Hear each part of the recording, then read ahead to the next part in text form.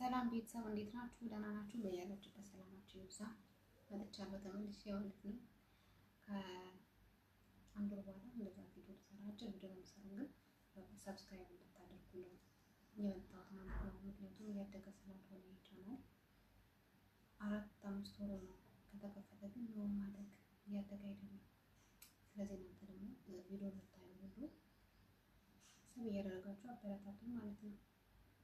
በቃ ሰብስክራይብ ያደርጋችሁ። ቪዲዮ ደግሞ 2 ደቂቃ 3 ደቂቃ እንደዚህ ነው የምሰራው። አንድ ሲሆን ነው የሚከብደው፣ ግን ብዙ ስንሆን አይከብድም። ብዙ ስንሆን ግን ይቀልላልና ቢያንስ 20 ሰው እንኳን ቢያይ 20 ሰው ሰብስክራይብ ቢያደርግ ከኔ ይጠቅመኛል ማለት ነው። ስለዚህ ቻናል እንዲያድግ ስለሚረዳኝ ሁላችሁም ሰብስክራይብ አድርጉ፣ አበረታቱ ማለት ነው።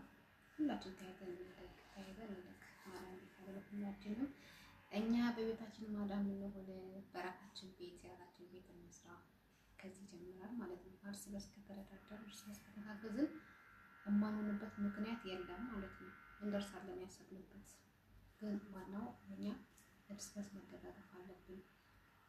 እርስ በርስ ደግሞ መያዝ አለብን። እስከ መቼኛ ሰው ቤት እንሰራለን፣ እስከ መቼኛ እንደምንኩ እንኖራለን እና ከዚህ ጀምራል። ቤተሰብ የሆነን ሁላችንም አብረን እንደግ ማለት ወደለው። በነገራችን ላይ ጀምሪ ያደገ አይደለም ነው። ስንት ወር መሰላችሁ? 4-5 ወር ሆኖታል ከተከፈተ፣ ግን እየተንቀሳቀሰ አይደለምና ሁላችሁም እስቲ ዛሬ 10 ሰው ሰብስክራይብ አድርጉ። እስቲ 10 ሰው አሁን ያለኝ ሰብስክራይብ 405